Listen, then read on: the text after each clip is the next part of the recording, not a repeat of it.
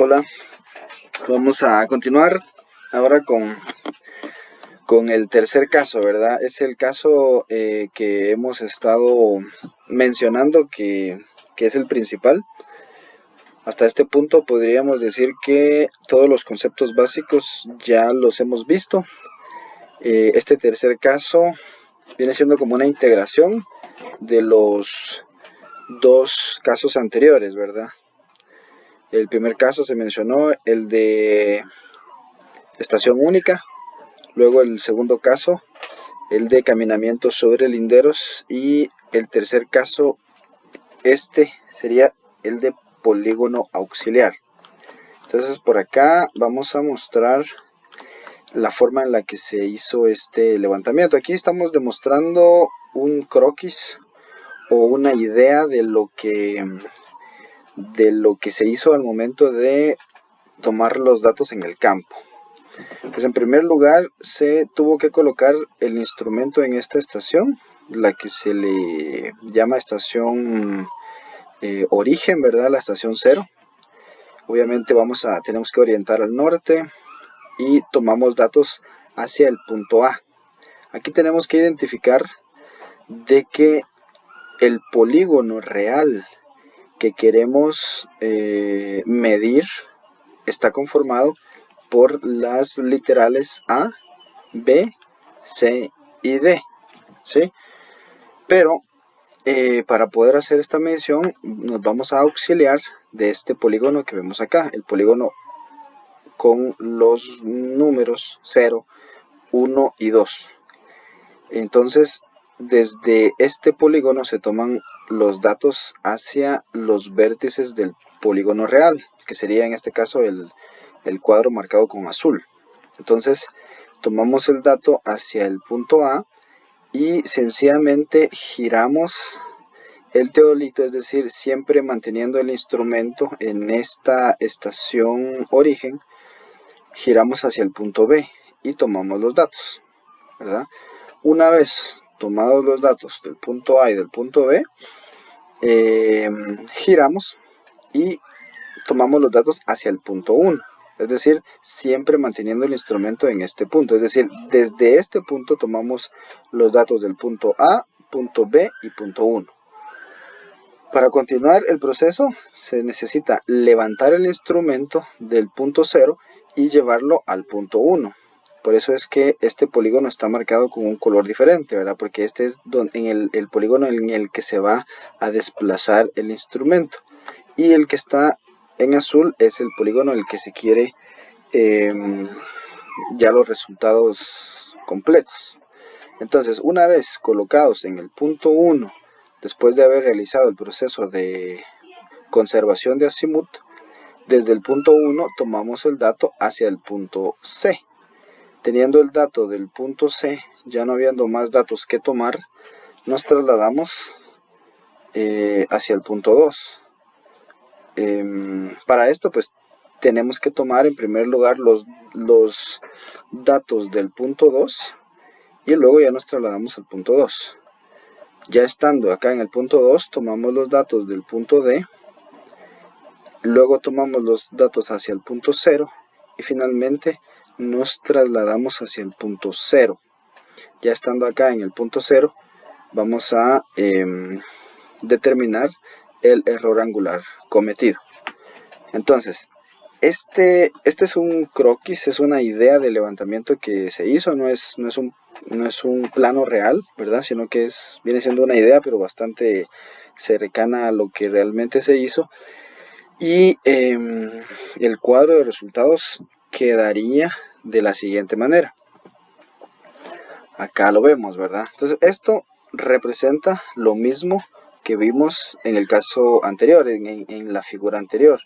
Es decir, del punto 0 al punto A, estos son los datos, ¿verdad? Siempre va a haber un hilo superior, un hilo inferior, ángulo vertical y ángulo azimutal. En este caso no tenemos hilo medio, pero ya sabemos que el hilo medio es un promedio de estos dos datos. Y aquí pues lo que se hizo fue colocar el hilo inferior en un número redondo, ¿verdad? Para facilitar la lectura y ya únicamente hacer la lectura del hilo superior.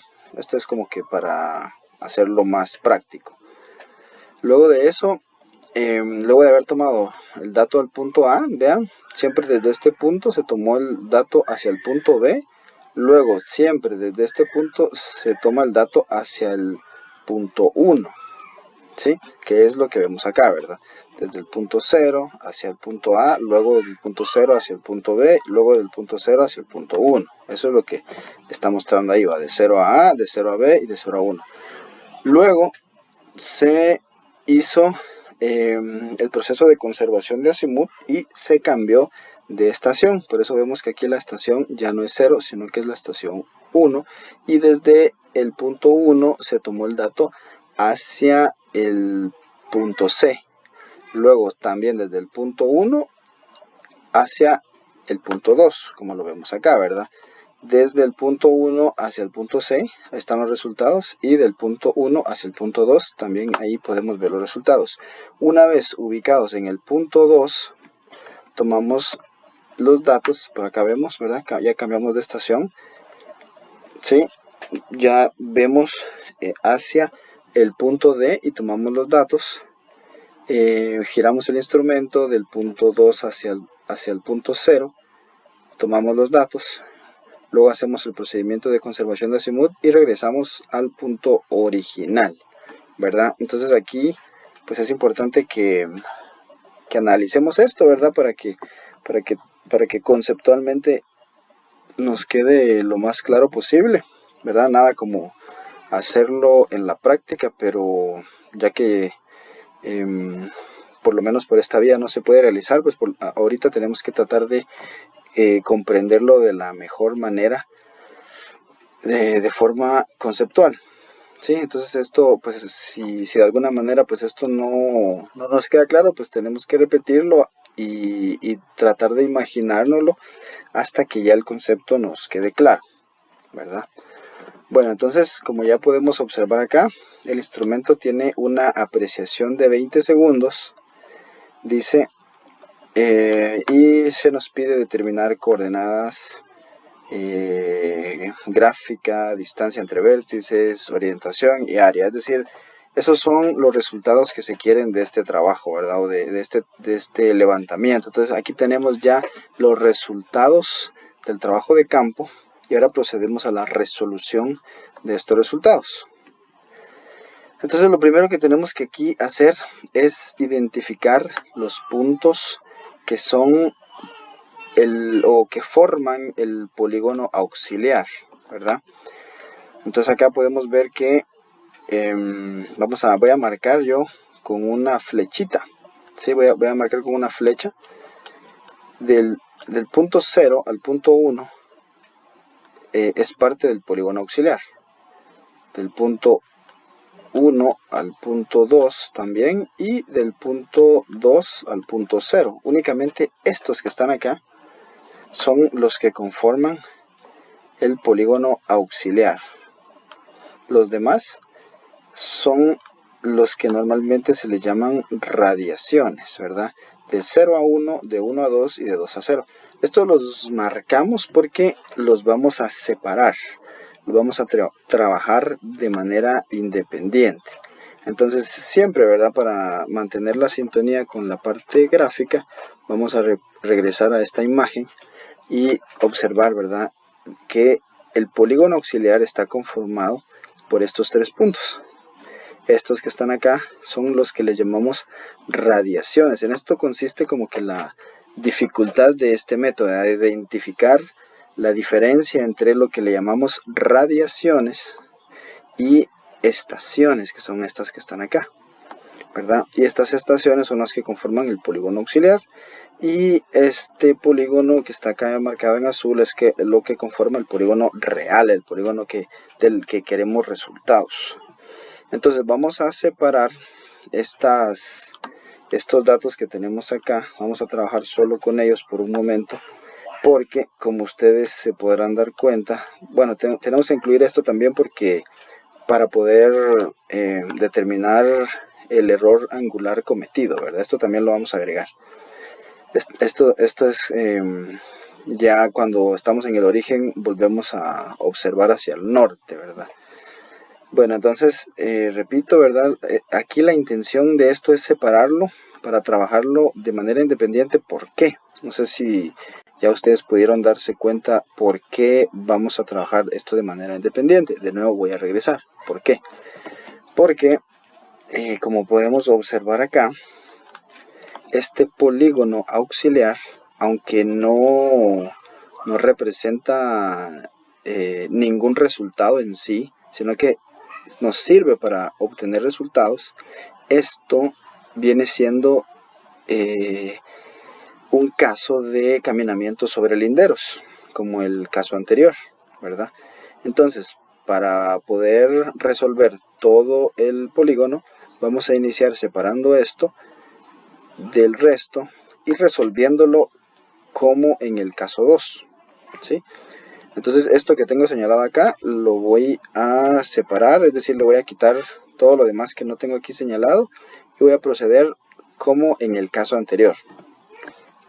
Bueno, aquí ya está separado, ya quitamos todas las radiaciones, ¿sí? De 0 a 1, de 1 a 2, de 2 a 0 y de 0 a norte. Entonces ahí ya tenemos estos datos. Únicamente el polígono auxiliar, ¿sí? Y entonces podemos darnos cuenta que el error angular cometido es de 20 segundos. ¿Por qué de 20 segundos? Porque inicialmente cuando se colocó el instrumento se tuvo que observar hacia el norte. Y en el norte, por ser el origen, vamos a encontrar el ángulo 0 grados, 0 minutos, 0 segundos. Bueno, no es que nos encontremos, sino que configuramos el instrumento y en esa dirección, es decir, señalando al norte, el instrumento debe de mostrarnos 0 grados, 0 minutos, 0 segundos. Ahora, luego de haber hecho el recorrido, haber pasado por la estación 1, luego a la 2 y de nuevo a la 0, una vez vuelto a colocar el instrumento sobre el origen, volvemos a señalar al norte y observamos qué ángulo nos muestra, ¿verdad? Entonces en este caso hubo una variación de 20 segundos, es decir, 20 segundos fue el error angular cometido. Y según la fórmula que vimos en el caso anterior, la constante que viene siendo la apreciación del instrumento multiplicado por la raíz cuadrada del número de estaciones, es decir, raíz cuadrada de 1, 2, 3 estaciones, nos da como resultado 34.64 segundos. Eso significa que si el error angular cometido hubiera sido mayor que este dato, pues el levantamiento no se acepta. Pero como es menor, entonces sí se acepta y continuamos el proceso, ¿verdad? Ahora esta parte pues ya la hicimos en el caso anterior, ¿verdad? Pero recapitulando, lo primero que tenemos que hacer con estos datos que tenemos acá es calcular la distancia horizontal, ¿verdad? ¿Con qué datos vamos a calcular la distancia horizontal? Específicamente con el hilo superior, hilo inferior y el ángulo vertical, ¿verdad? Con estos datos. Si vamos a ver, aquí no sé cómo borrar esta línea, pero o sea, con estos datos vamos a calcular la distancia horizontal que hay de 0 a 1. Con estos datos que estoy marcando acá, la distancia horizontal de 1 a 2, y con estos datos la distancia horizontal de 2 a 0. Posterior a eso vamos a calcular coordenadas X y Y con los datos del azimut, ¿verdad? Es decir, vamos a calcular el seno del azimut y a eso se lo vamos a multiplicar por la distancia horizontal y eso nos va a dar la coordenada en X, y de la misma manera el coseno del azimut multiplicado siempre por la distancia horizontal nos va a dar la coordenada en Y, y así obtenemos las coordenadas parciales, ¿verdad? Y también, recordando lo que habíamos visto anteriormente, son coordenadas parciales no compensadas. Luego de eso, como no son compensadas, vamos a proceder a la compensación, ¿verdad? con el método de Pensilvania. Entonces aquí tenemos de nuevo el mismo cuadro que mostramos anteriormente, donde colocamos las distancias, coordenadas, aquí las coordenadas longitudinales y acá las coordenadas latitudinales, y separamos según los signos que tengamos acá, ¿verdad? Entonces, una vez hecho eso, ya podemos proceder a la compensación de coordenadas. Entonces, vamos a continuar en el siguiente video.